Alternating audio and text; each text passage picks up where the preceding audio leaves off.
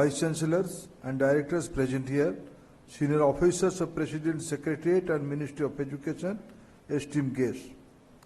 As we assemble here for the concluding session of this two-day conference, I extend my heartfelt gratitude to Honorable President of India for her words of inspiration while inaugurating the conference yesterday. We are also grateful for her gracious presence today amongst us during this concluding session. I take this opportunity to acknowledge the active participation of each one of you in the 5-panel discussion held today. Your insights and contributions have led to fruitful deliberations. We have heard diverse perspectives today, and I assure you that every viewpoint shared will be valued. Panel of chairmen of respective sessions have already presented the key takeaways from their sessions. I will share my thoughts on the overall direction of our deliberations and the nation-building interface of our institutions. Friends, today among us, we have representatives from 3 key bodies, leaders of 184 of our nation's premier institutions, representatives from the government, most importantly, the apex level, the Honorable President of India, who serves as the visitor to these institutions. But what we are missing in this gathering are our students, who are the very backbone of our education system. I believe that education cannot flourish without its most important stakeholders, our students. They are not just recipients of knowledge, but the very foundation on which our education system stands. It is essential that we never lose sight of the students' interests, investing in their education, equipping them with the right skills and empowering them to dream big and also help them achieve their dream is not just an academic obligation, it is our duty to the nation. You all as leaders have an important role to play in this direction. As our Honorable Prime Minister Shri Narendra Modi ji has often emphasized, our mantra must always be nation first. And what greater service there is to nation than strengthening the very foundation of that will shape its future. This is guiding principle is reflected in the transformative policies and initiatives from Swachh Bharat Abhiyan, which has improved public health and sanitation, to Beti Bachao, Beti Padhao, which has championed the cause of girls' education. The Jal Jeevan Mission, which has ensured access to clean drinking water. Every initiative has been a step towards empowering our citizens and strengthening our nations. Under the visionary leadership of our Honorable Prime Minister Modi ji, the farmers, the women, the youth and the poor have remained at the heart of the government's policy and priorities. From women-led development to women-led development, our government has changed the focus and orientation towards issues facing women.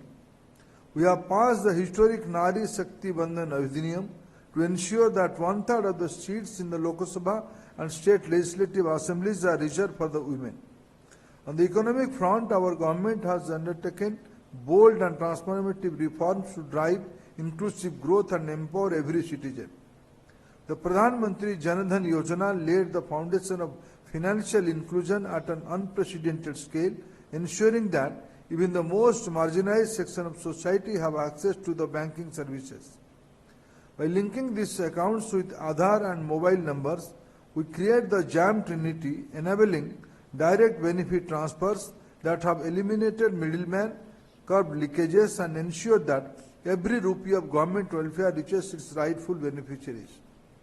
At the same time, our Make in India initiatives and PLI schemes are transforming the country into a global manufacturing hub, reducing our dependency on imports and making India Atmanirbhar.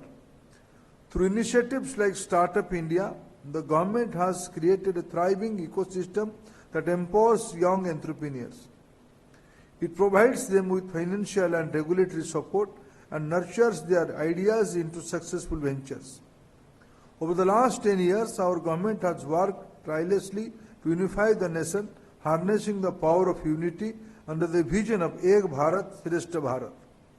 Policies like One Nation, One Tax, GST, One Nation, One Ration Card, One Nation, One Subscription, or the proposed One Nation, One Election reflects the government's commitment towards creating a cohesive and efficient governance structure. At the core of these reforms in our government's policy of minimum government, maximum governance, it is a commitment to improving the efficiency and effectiveness of governance mechanism. Structural re-engineering is being done across the government along with consolidation and merger of public sector banks, rationalization of the number of tribunals, introduction of new labor code, consolidating 13 labor laws, repeal the redundant and obsolete laws, among others, are the highlights of the government's action on improving the efficiency of the system. Reflecting this commitment, our government is soon going to bring before Parliament the Higher Education Commission of India bill in order to strengthen and empower our higher education institutions. HECI will mark a paradigm shift in higher education system with the objective to create a more streamlined, responsive and effective regulatory accreditation and standardization framework that enables institutions to reach their full potential.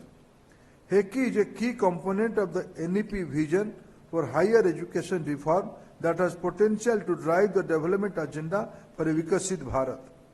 To achieve vision of Vikasit Bharat, our institutions must prioritize the effective implementation of NEP. This is a holistic and transformative framework that seeks to promote multidisciplinary research, industry-academia collaboration, student flexibility, and most importantly, the ever-dynamic field of Indian knowledge system. Under NEP, Indian knowledge system and Indian language learning will be the game changers in the accelerating learning outcome and fostering deeper intellectual and cultural roots. Recognizing this, recent budget has given due importance to this aspect through initiatives like the Bharatiya Bhasha Pustak Scheme, Gyan Bharati Mission for a manuscript, and creation of a national digital repository of IKS. Efforts have been made to ensure that education remains rooted in our culture and ethos and at the same time futuristic to meet the demands of 21st century. Today has been a truly productive and enriching day filled with insightful discussion and forward-thinking ideas. As we leave this conference, let us remember that the responsibility of shaping India's education system rests on our shoulders. The implementation of NEP is not just a policy mandate, it's a national mission. It calls for education, adoption and course correction when needed. Learning from each other's best practices is indeed the key to achieve the speed and scale in the NEP implementation. The ideas and recommendations that have emerged from today's discussion must not remain confined to this hall. They should translate into correct actions that strengthen our institutions, empower our students and elevate the quality of education. I hope this two-day event has given each one of you renewed motivation and clarity of purpose. The road ahead is challenging, but together with a shared vision and commitment, we can redefine our education system and create a knowledge-driven, self-reliant Bharat firmly on its way to fulfill developed country by 2047.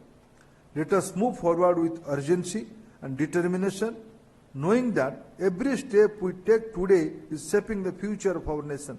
Thank you, friends.